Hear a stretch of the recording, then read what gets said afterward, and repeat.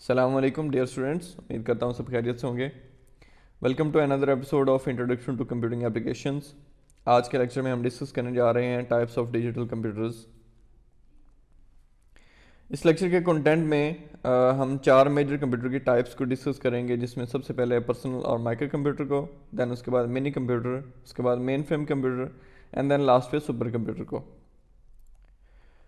इसके कंटेंट की तरफ चलते हैं।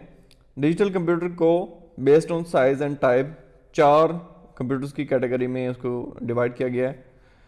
चार ऐसे कंप्यूटर्स हैं जो कि उसके साइज और टाइप की बेस करते हैं। सबसे पहले पर्सनल और माइक्रो कंप्यूटर, उसके बाद mini computer, then main frame computer and last में सुपर कंप्यूटर। डिस्कस करते हैं सबसे पहले माइक्रो और पर्सनल कंप्यूटर को।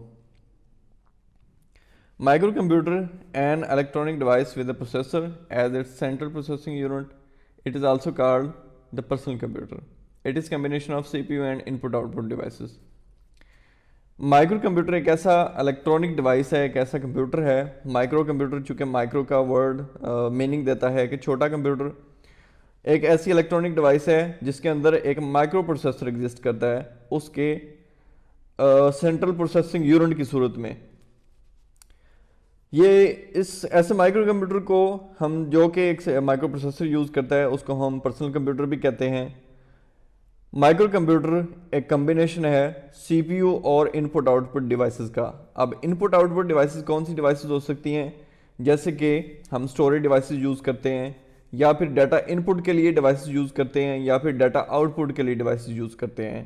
यानी कि सीपीयू और इनपुट आउटपुट डिवाइसेस का कम्बिनेशन है। इसको हम माइक्रो कंप्यूटर भी कहते हैं या फिर पर्सनल कंप्यूटर कहते हैं। अगर हम माइक्रो कंप्यूटर के परफॉर्मेंस की बात करें, micro computer is capable of performing billion of clock cycles per second. जैसे कि मैंने पहले लेक्चर में कंप्यूटर की डेफिनेशन के अंदर बताया कि उसकी स्पीड के हवाले से एक माइक्रो कंप्यूटर जो है, या एक जो कंप्यूटर है, वो क्लॉक साइकिल्स पर सेकंड पे काम करता है। दैट इज़ बेसिक डेफिनेशन जो कि हम कॉमनली माइक्रो कंप्यूटर यूज़ करते हैं या पर्सनल कंप्यूटर यूज़ करते हैं। तो micro computer capable of performing clock cycles per second, यानी कि हर्ट्ज। अगर उसकी स्पीड की बात करें तो speed of micro computer is commonly measured in clock cycles per second. Modern computer ranges from 2 gigahertz to 4 gigahertz. अब इसके बारे में पहले, जैसे कि मैंने पहले बता चुका हूँ कि जो ओल्ड कंप्यूटर्स है वो 300 मेगाहर्ट्ज से लेकर 2 गीगाहर्ट्ज तक वेरी करते थे। यानी कि उनकी जो प्रोसेसिंग की स्पीड थी वो million of clock cycles per second से लेकर billion of clock cycles per second की बेस पे वेरी करती थी। मॉडर्न कंप्यूटर जो है वो 2 गीगाहर्ट्ज से लेकर 4 गीगाहर्ट्ज, यानी कि उसके 2 billion clock cycles per second से लेकर 4 billion clock cycles per second के बेसिस पे काम करती है। देन उसके बाद यूजेस की बात करें, micro computer are used in almost all field of life. Micro computer are portable and can be transferred anywhere. These computer are commonly used in banking, education, medical, stock exchange, business offices etc। अगर हम इसकी uses की बात करें तो micro computer एक ऐसा computer है जो कि तकरीबन ज़िंदगी के हर शोबा में काम कर रहा है। जैसे कि हम घर पे अगर कोई काम करना चाहें, जैसे कोई डॉक्यूमेंट प्रिपेयर करना है, तो उसके लिए हम कंप्यूटर यूज़ करेंगे। उसके लिए हम जो नॉर्मल कंप्यूटर यूज़ कर रहे होते हैं, दैट इज़ पर्सनल कंप्यूटर। अब ऐसा भी हो सकता है कि हम किसी एजुकेशन सेक्टर में जाएं, तो एजुकेशन सेक्टर में हम देखते हैं अक्सर कंप्यूटर लैब्स के ऊपर जो बच्चों को सिखाने के लिए कंप्यूटर यूज़ किए जाते हैं, दैट आर पर्सनल कंप्यूटर। उसके बाद ऑफिस के अंदर, वर्किंग के अंदर जो वर्किंग के लिए जो भी कंप्यूटर यूज़ किए जाते हैं, दैट आर पर्सनल कंप्यूटर्स। उसके बाद अगर शॉपिंग मॉल्स में देखें या फिर अदर किसी भी प्लेस के ऊपर देखें कि वहाँ पे कंप्यूटर इंस्टॉल्ड हैं जो कि बिलिंग के काम कर रहे हैं, दैट आर पर्सनल कंप्यूटर्स। उसके बाद इनके मैन्युफैक्चरर्स की बात करें तो IBM, Dell, Intel, Acer, Lenovo, HP, ये इनके ब्रांडिंग जो है मैन्युफैक्चरर्स हैं, मींस के लीडिंग मैन्युफैक्चरर्स हैं जो कि मोस्ट कॉमन हैं, मोस्ट फेमस हैं। इसके अलावा और भी काफ़ी सारे मैन्युफैक्चरर्स हैं जो कि कंप्यूटर्स बना रहे हैं। कॉस्ट अगर इसकी बात करें तो micro computer can cost in different prices. It ranges from $200 to onward. अगर हम इसकी कॉस्ट की बात करें, चूँकि माइक्रो कंप्यूटर है, बिल्कुल एक छोटा कंप्यूटर है जो कि नॉर्मल यूज़ के लिए है, तो एक नया जो माइक्रो कंप्यूटर है वो $200 से ज़्यादा जो है ना, $200 से लेकर उससे आगे आगे जितनी उसकी स्पीड हम चाहेंगे उसके हिसाब से उसकी कॉस्ट होगी। अगर हम पाकिस्तान की बात करें तो पाकिस्तान के अंदर चूँकि हम जो कंप्यूटर यूज़ करते हैं दैट आर सेकंड हैंड, यानी कि पहले उसको यूज़ किया गया होता है, उसके बाद उसकी रीसेल होती है, इसलिए हमें जो है वो थोड़ा सा सस्ते में मिल जाता है। देन उसकी बात करेंगे टाइप्स ऑफ माइक्रो कंप्यूटर की। 4 बेसिक टाइप्स ऑफ हैं माइक्रो कंप्यूटर की, जिसके अंदर कैटेगरी में शामिल है सबसे पहले डेस्कटॉप कंप्यूटर, उसके बाद लैपटॉप या नोटबुक, देन उसके बाद स्मार्टफोन और उसके बाद टैबलेट कंप्यूटर। माइक्रो कंप्यूटर की टाइप्स में सबसे पहले डिस्कस करते हैं डेस्कटॉप कंप्यूटर्स को। Desktop computer is a personal computer. This computer is heavy weight, it is used in one location and one person can work at a time. Desktop computer चूँकि ऐसा computer है जो कि different components पे मुश्तमिल होता है, और ये कंप्यूटर एक डेस्कटॉप साइज़ यानी कि डेस्कटॉप टेबल के साइज़ का होता है और ये उसके ऊपर फिट होता है। ये कंप्यूटर वज़नी होता है, इसलिए जो है ना वो एक लोकेशन पे उसको सेट किया जाता है और उसके ऊपर एक पर्सन जो है वो सिर्फ और सिर्फ एक आदमी एक टाइम पे काम कर सकता है। अगर इसके कंपोनेंट्स की बात करें, the main part of desktop computer is LCD screen, system unit, keyboard and mouse. The combination of all parts is called desktop computer. Desktop computer चूँकि एक टेबल के साइज़ का कंप्यूटर होता है, टेबल के ऊपर एडजस्ट करने के लिए, इसलिए इसके डिफरेंट कंपोनेंट्स होते हैं और डिफरेंट कंपोनेंट्स के ऊपर मुश्तमिल होता है, जिसमें सबसे पहले इसका बेसिक सिस्टम यूनिट, उसके बाद इसकी LCD जो कि इसके डिस्प्ले के लिए, यूज़र इंटरेक्शन के लिए, उसके बाद माउस किसी चीज़ को पॉइंट आउट करने के लिए, दैन उसके बाद कीबोर्ड डाटा इनपुट करने के लिए। ये इसके बेसिक और प्राइमरी कंपोनेंट्स हैं। इन सब कंपोनेंट्स को मिला के हम कह सकते हैं कि हमारे पास जो सिस्टम है that is desktop computer. Next discuss करते हैं लैपटॉप और नोटबुक को। सबसे पहले देखते हैं लैपटॉप और नोटबुक क्या होते हैं। Laptop is a small size of computer system. Laptop is more powerful computing device and laptop is multitasking computer. We can carry very easily because this is lightweight. We can do many type of work with the help of laptop. Mouse, keyboard, webcam devices are built in the device. अगर हम laptop notebook की बात करें as compare to desktop computer, ये computer जो होते हैं वो छोटे हैं और साइज़ में भी छोटे हैं, उसके बाद इनका जो वज़न है वो भी उनकी निस्बत कम होता है। उसके बाद ये है कि ये डिवाइस जो लैपटॉप और नोटबुक डिवाइसेस हैं ये बिल्कुल एक किताब की निस्बत होती हैं कि इसको खोला और बंद किया जा सकता है। उसके बाद इसमें कीबोर्ड, माउस, वेबकैम जैसी डिवाइसेस जो इन बेसिक इनपुट डिवाइसेस हैं वो सारी की सारी इनपुट आउटपुट डिवाइसेस जो हैं वो एक ही बुक के अंदर होती हैं, यानी कि एक ही मशीन के अंदर होती हैं। उसके बाद इसके ऊपर मल्टीटास्किंग की जा सकती है। लैपटॉप पावरफुल मशीन है जो जिसको यूज़ करके हम डिफरेंट टास्क परफॉर्म कर सकते हैं। उसके बाद बात करते हैं स्मार्टफोन्स की। Smartphone is another type of micro computers. Smartphone is a cell phone that function like a computer. बिल्कुल एक स्मार्टफोन जो होता है वो बिल्कुल एक कंप्यूटर की तरह काम करता है, डेफिनेटली चूँकि ये टाइप है डिजिटल कंप्यूटर की। A new generation smartphone build is very advanced and high technology. The new generation smartphone is multi-purpose and multitasking phone. We can send email, send email, listening music, take pictures, use Facebook also and other social media platforms. Smartphone एक ऐसा digital computer है, एक ऐसा digital और micro computer है जिसको use करके हम डिफरेंट टास्क परफॉर्म कर सकते हैं। ये बिल्कुल हैंडी है, हैंड हेल्ड डिवाइस है जिसको हम हाथ में जो है ना इस पकड़ के इस्तेमाल कर सकते हैं और इजीली किसी एक जगह से दूसरी जगह कैरी कर सकते हैं अपने साथ। ऐसी डिवाइस है जो कि माइक्रो कंप्यूटर है जिसको इस्तेमाल करके हम कॉल कर सकते हैं, कॉल रिसीव कर सकते हैं।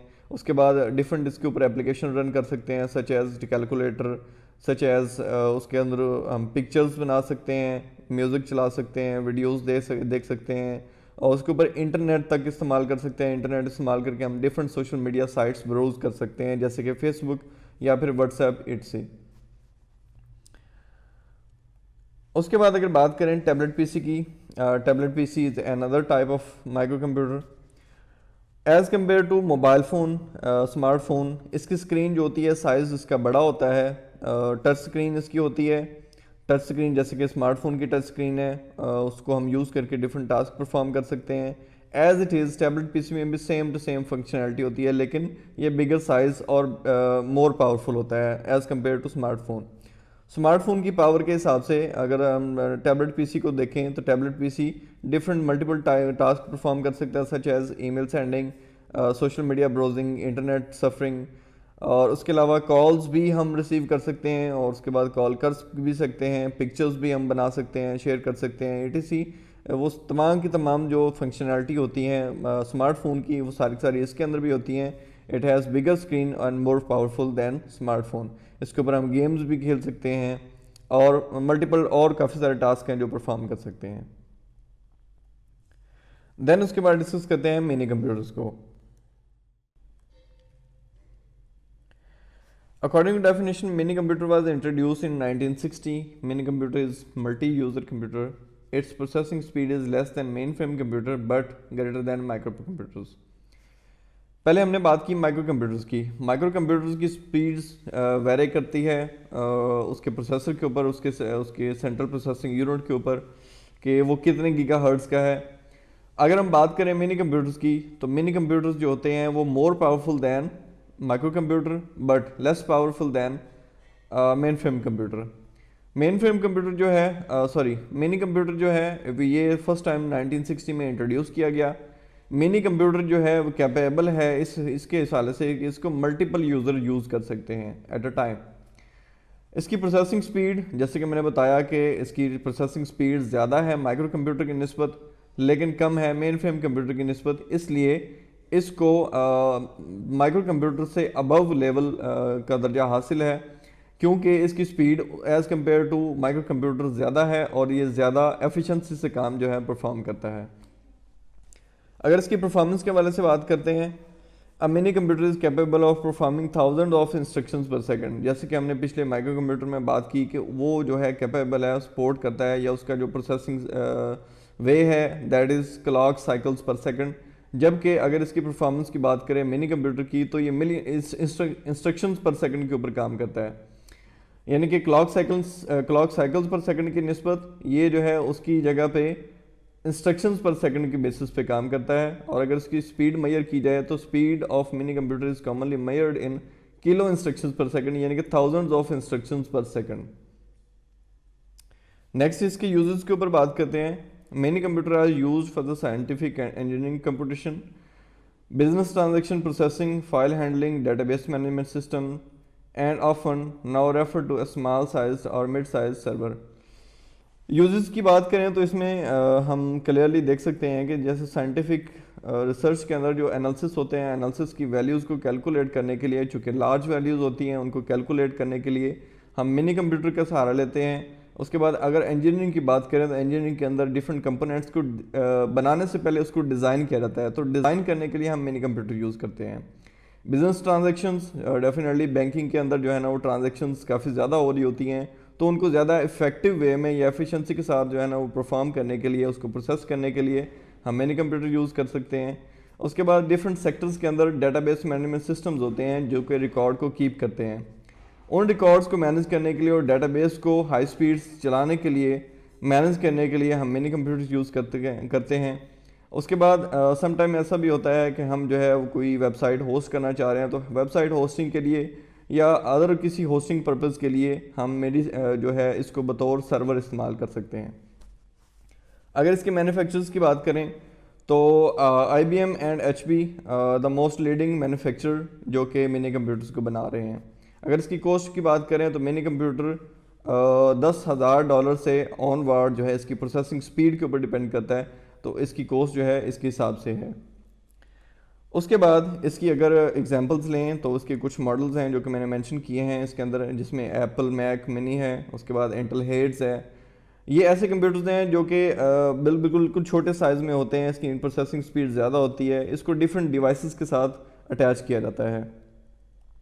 इसके अलावा और भी मॉडल्स हैं जैसे कि HP Z2 है, उसके बाद डेल ऑप्टीप्लेक्स 7070 अल्ट्रा है। इसको बिल्कुल एज इट इज़ है, जैसे बैंक्स में अक्सर हम विज़िट करते हैं, जो जदीद सिस्टम्स है बैंक के साथ जो LCD लगी होती है, LCD के साथ ही इनको अटैच कर दिया जाता है और उसी में इनसे इनपुट आउटपुट ली जाती है। उसके बाद बात करते हैं मेन फ्रेम कंप्यूटर्स की।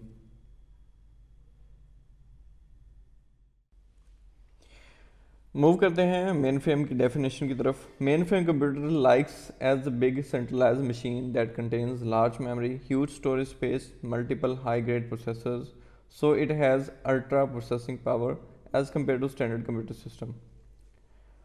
मेन फ्रेम कंप्यूटर ऐसे कंप्यूटर होते हैं साइज़ में काफ़ी सारे बड़े होते हैं, इसके अंदर बड़ी ह्यूज स्टोरेज होती है, मेमोरी होती है, और इसकी प्रोसेसिंग पावर बहुत ज़्यादा होती है as compare to standard system, as compare to standard computer systems. अगर हम बात करें माइक्रो कंप्यूटर की और उसके बाद मिनी कंप्यूटर की, मिनी कंप्यूटर और माइक्रो कंप्यूटर की जो पावर है that is way smaller than main frame computers.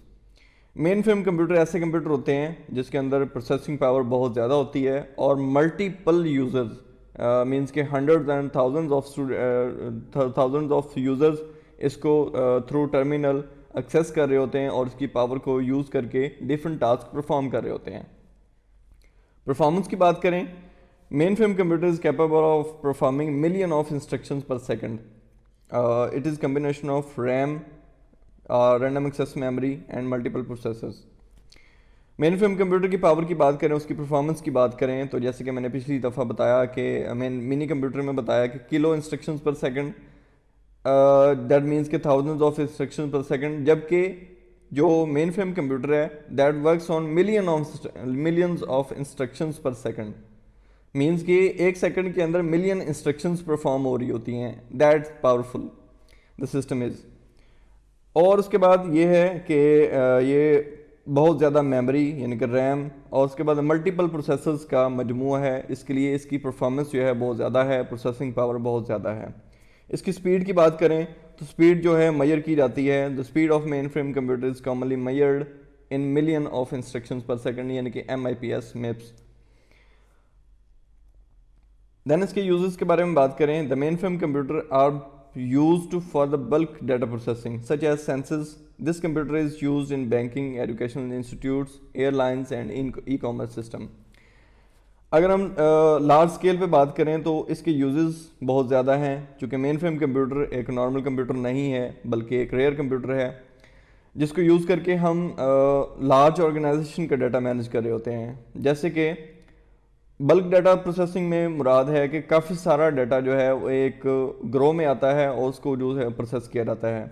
उसकी एग्जांपल जैसे है सेंसस, जैसे कि मरदमशुमारी है, मरदमशुमारी का डाटा काफ़ी ज़्यादा होता है जिसको प्रोसेस करने के लिए हम नॉर्मल कंप्यूटर इस्तेमाल नहीं कर सकते। अब अगर बैंकिंग सेक्टर में बात करें तो बैंकिंग सेक्टर में एक वक्त पे हज़ारों ट्रांजैक्शंस हो रही होती हैं, उन ट्रांजैक्शंस को मैनेज करना एक नॉर्मल कंप्यूटर का काम नहीं है, क्योंकि अगर उसके ऊपर हम मैनेज करेंगे तो हमें उसको प्रोसेसिंग के लिए काफ़ी सारा टाइम लग जाएगा, जबकि ह्यूज पावर उसकी ह्यूज प्रोसेसिंग कैपेसिटी रिक्वायर्ड है बैंकिंग ट्रांजेक्शन को परफॉर्म करने के लिए, इसलिए वहाँ पर मेन फ्रेम कंप्यूटर को इस्तेमाल किया जाता है। एजुकेशन इंस्टीट्यूट जैसे कि एक एजुकेशन इंस्टीट्यूट का पूरा डाटा मैनेज करने के लिए हम इस सिस्टम को यूज़ कर सकते हैं। एयरलाइन ट्रैफिक को कंट्रोल करने के लिए भी इस सिस्टम को यूज़ कर सकते हैं। ई-कॉमर्स सिस्टम जैसे कि हम ऑनलाइन परचेजिंग करते हैं और उसके जो डाटा सर्वर होते हैं उनको मैनेज करने के लिए हम मेन फ्रेम कंप्यूटर यूज़ कर सकते हैं। अगर इसके मैन्युफैक्चरर्स की बात करें तो NEC national electronic corporation, IBM international business machine और HP इसके लीडिंग मैन्युफैक्चरर्स हैं। मेन फ्रेम कंप्यूटर की कॉस्ट अगर के बारे में बात करें तो ये $2.5 लाख US से लेकर $7,50,000 US तक वेरी करती है डिफरेंट प्रोसेसिंग पावर के ऊपर। अगर इसके मॉडल्स की बात करें तो इस वक्त IBM ही एक कंपनी लीडिंग है जो कि मॉडर्न मेन फ्रेम कंप्यूटर्स बना रही है, जिसमें से उसके एक एग्जांपल में IBM Z सीरीज़ के मेन फ्रेम कंप्यूटर्स हैं। Dear students, at the last, world's fastest computer, supercomputer. Let's proceed to the definition. Supercomputers are the largest, fastest and most expensive computer in the computer systems in the world. सुपरकम्प्यूटर दुनिया के बड़े तरीन, तेज़ तरीन और महंगे तरीन कंप्यूटर्स हैं। इनकी प्रोसेसिंग, इनके परफॉर्मेंस के हवाले से बात करें तो एक super computer is capable of performing trillions of operations per second. It can house thousands of processors. एक जो सुपर कंप्यूटर है वो इस कैपेबल है या उसकी सलाहियत जो है वो इस हिसाब से है कि वो trillions of operations per second के हिसाब से काम करता है, trillion operations per second perform करता है। एक सुपर कंप्यूटर के अंदर हज़ारों की तादाद में प्रोसेसर्स होते हैं। अब अगर फ़र्क में देखा जाए तो हमने पिछले कंप्यूटर में देखा कि मेन फ्रेम कंप्यूटर के अंदर जो उसकी परफॉर्मेंस है वो मेजर की जाती है या उसकी जो स्पीड मेजर की जाती है वो थी इंस्ट्रक्शंस पर सेकंड के हिसाब से, जबकि हम परफॉर्मेंस में बात कर रहे हैं कि इसकी performance trillion of operations per second है। आगे फर्दर इसकी स्पीड को देखते हैं। Speed of super computer is commonly measured in floating point operations per second, यानी कि flops, instead of million of instructions per second, MIPS since 2017। Super computer की performance और स्पीड के हवाले से बात करें तो सुपर कंप्यूटर जो है 2017 से पहले जो ओल्ड टेक्नोलॉजी यूज़ कर रहा था उसके मुताबिक इंस्ट्रक्शंस पर सेकंड के हिसाब से काम करता था। यानी कि अगर हम एक नॉर्मल मेन फ्रेम कंप्यूटर को लें तो मेन फ्रेम कंप्यूटर 3 से 4 मिलियन इंस्ट्रक्शंस पर सेकंड के हिसाब से काम करता है, जबकि जो सुपर कंप्यूटर 2017 से पहले जो सुपर कंप्यूटर था उसकी स्पीड जो थी वो 2 से 300 या 2 से 400 मिलियन ऑपरेशंस पर सेकंड के हिसाब से काम करता था। 2 से 400 मिलियन इंस्ट्रक्शंस पर सेकंड के हिसाब से काम करता था। लेकिन 2017 के बाद इसकी टेक्नोलॉजी को बदल दिया गया। टेक्नोलॉजी में इसके नए एक चीज़ इंप्लीमेंट कर दी गई जिसको हम कहते हैं flops, FLOPS, floating point operations per second.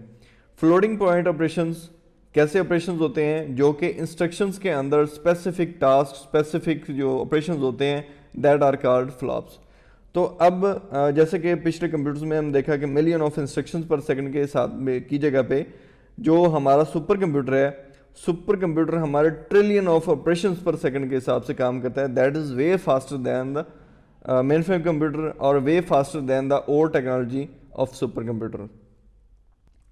उसके बाद बात करते हैं सुपर कंप्यूटर के यूजेस की। Super computers are used in weather forecasting, testing and simulation of nuclear program, life science research, used by the government to manage data at national level and online banking. अगर हम super computer के uses की बात करें तो super computer unlike normal computer जो कि हम घर पे यूज़ करते हैं, सुपर कंप्यूटर ऐसे कंप्यूटर होते हैं जो कि किसी जगह पे इंस्टॉल किए जाते हैं रेदर दैन के परचेजिंग ए सिस्टम एंड उसको ला के हमने घर में रख दिया, उसकी पावर केबल्स लगाई और उसको चला दिया। ऐसा नहीं होता। सुपर कंप्यूटर को बिल्ड करना पड़ता है। Different components, multiple thousands of components को मिला के हम एक सुपर कंप्यूटर बनाते हैं जिसके लिए एक स्पेसिफिक प्लेस होता है जो कि एक रूम से एक हॉल की शक्ल में हो सकता है। यानी कि एक रूम से एक हॉल की शक्ल में हम सुपर कंप्यूटर को प्रोड्यूस करते हैं, उसको बनाते हैं या उसकी मैन्युफैक्चरिंग करते हैं। सुपर कंप्यूटर जो कि यूज़ होते हैं वेदर फोरकास्टिंग में। वेदर फोरकास्टिंग अब क्या हो सकती है कि वेदर को प्रेडिक्ट करना।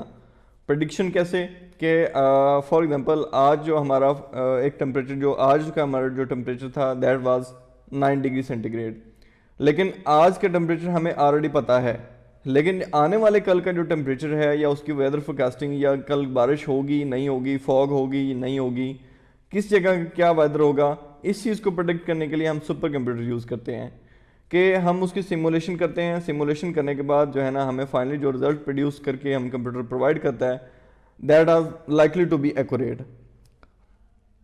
उसके बाद हम इसको यूज़ करते हैं testing and simulation of nuclear programs. Nuclear programs के अंदर अगर हम बात करें एनर्जी प्रोडक्शन की, तो एनर्जी प्रोडक्शन में क्या होता है कि डिफरेंट जो कंपनीज होती हैं या प्रोड्यूसर होते हैं, एनर्जी प्रोड्यूसर होते हैं, वो न्यूक्लियर रिसोर्सेज को यूज़ करके एनर्जी प्रोड्यूस करते हैं।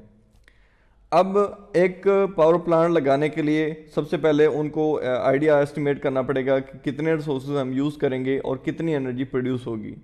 अगर हम इसको फिज़िकली टेस्ट करें तो फिज़िकली टेस्ट करने पे हमें पता चलता है कि हाँ हमने इतने रिसोर्सेज हम यूज़ किए और उसकी अगेंस्ट जो है ना हमें इतनी एनर्जी प्रोड्यूस होके हमने उसको यूटिलाइज़ किया एनर्जी को। लेकिन इसमें क्या हुआ कि इसमें टाइम भी कंज्यूम हुआ और उसके बाद रिसोर्सेज भी वेस्ट हुए और फाइनली जो रिज़ल्ट मिला हो सकता है वो रिज़ल्ट हमारे अंदाजे के मुताबिक ठीक हो या ना हो। अब इस चीज़ को मज़ीद एडवांस कर दिया गया कि हम रिसोर्सेज को यूटिलाइज़ ना करें, हम अपना टाइम वेस्ट ना करें, बल्कि इस चीज़ को सिमुलेट कर लें कि हमें पता चल जाए कि कितने रिसोर्सेज हम यूज़ करेंगे तो कितनी एनर्जी प्रोड्यूस होगी, ताकि उस प्रेडिक्शन के मुताबिक हम एक्यूरेट वे में उसका पावर प्लांट इंस्टॉल करें और एक्यूरेट वे में उसके रिसोर्सेज यूज़ करें। रिसोर्सेज यूज़ करके हम एक्यूरेट वे में जितनी हमें एनर्जी रिक्वायर्ड है उतनी एनर्जी हम प्रोड्यूस करें। इसके लिए क्या होता है कि वर्चुअली उसके प्रोग्राम्स होते हैं जो कि हम उसको रन करके उसके अंदर सिमुलेशन करते हैं, उसको वर्चुअली उसको टेस्ट करते हैं कि कितने रिसोर्सेज हम यूज़ करके कितनी एनर्जी प्रोड्यूस कर सकते हैं। इसी तरह लाइफ साइंस रिसर्च की बात करें तो उसमें DNA test, each and everything, ये जो सारी मेडिकल रिसर्चेज हो रही होती हैं वो सारी सारी इस कंप्यूटर के ऊपर परफॉर्म हो रही होती हैं। उसके बाद use by the government to manage data at national level, जैसे कि हमारे नादरा, तो हो सकता है कि जैसे नादरा का एक डिपार्टमेंट है, ऐसे यूएस के अंदर काफ़ी सारे डिपार्टमेंट्स हैं जिनका डाटा, मिलिट्री का डाटा जो होता है वो ऐसा हो सकता है कि एक सुपर कंप्यूटर के ऊपर मैनेज किया जा रहा हो, जो कि नेशनल लेवल पे उसको यूटिलाइज किया जा रहा हो। उसके बाद ऑनलाइन बैंकिंग की बात करें तो ऑनलाइन बैंकिंग में सुपर कंप्यूटर यूज़ हो सकता है, क्योंकि online banking definitely world wide उसको ऑपरेशंस परफॉर्म हो रहे होते हैं। तो ऑनलाइन बैंकिंग की बात करें तो million of transactions per day, अगर पूरे कंट्री की बात करें million of transactions per day के हिसाब से काम हो रहता है। तो डेफिनेटली इतनी ज़्यादा इंस्ट्रक्शंस को, एक जो ट्रांजैक्शन है उसके अंदर मल्टीपल इंस्ट्रक्शंस हो सकती हैं, तो इतनी ज़्यादा इंस्ट्रक्शंस को परफॉर्म करने के लिए हमें एक हाई स्पीड कंप्यूटर चाहिए जो कि हम जिससे ये हो कि हमारा जो काम है वो रुकने ना पाए, यानी कि उस सारे के सारे काम को स्मूथली परफॉर्म करने के लिए हमें एक ऐसे कंप्यूटर की ज़रूरत है जो कि सारी की सारी ट्रांजैक्शंस को टाइमली मैनेज करता रहे। अगर हम सुपर कंप्यूटर के मैन्युफैक्चरर्स की बात करें तो उसमें कुछ मैन्युफैक्चरर्स हैं जैसे कि Cray research, ATS systems, NEC, Fujitsu, Hitachi and IBM. ये ऐसी कंपनीज हैं जो कि सुपर कंप्यूटर्स को बना रही हैं। अगर इसकी कॉस्ट की बात करें तो super computer can cost from $100 million to $300 million to build, यानी कि एक सुपर कंप्यूटर को बनाने के लिए जो हमारी कॉस्ट है वो $100 मिलियन से लेकर $300 मिलियन तक हो सकती है। अगर इसके मॉडल्स की बात करें तो उसमें IBM सिक्वा, उसके बाद क्रे टाइटन, ये उसकी एग्जांपल्स हैं, ये उसके मॉडल्स हैं सुपर कंप्यूटर के जो कि ऑलरेडी मींस कि कहीं पे इंस्टॉल्ड हैं और वहाँ पे यूज़ किए जा रहे हैं। देन उसके बाद बात करते हैं सुपर कंप्यूटर्स इन पाकिस्तान।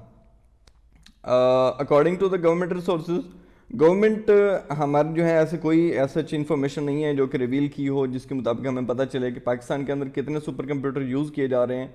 लेकिन अगर हम बात करें सुपर कंप्यूटर प्रोडक्शन की तो SCREC जो कि एक नाम का सुपर कंप्यूटर है, ये सुपर कंप्यूटर डेवलप किया गया था by the research center for modelling and simulation RCMS at the national university of science and technology Pakistan, यानी कि नस्ट ने पाकिस्तान का पहला जो सुपर कंप्यूटर बिल्ड किया था that was build by the NUST university Islamabad, जो कि उन्होंने research center for modelling and simulation के लिए बनाया था, जिसकी स्पीड 132 टेराफ्लॉप्स यानी कि 132 trillion floating point operations per second है।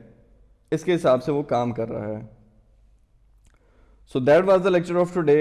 आई होप आप लोगों को समझ आई होगी, आप लोग इस चीज़ के ऊपर वर्किंग करेंगे और इस चीज़ को समझेंगे। Thank you so much. अल्लाह हाफिज़।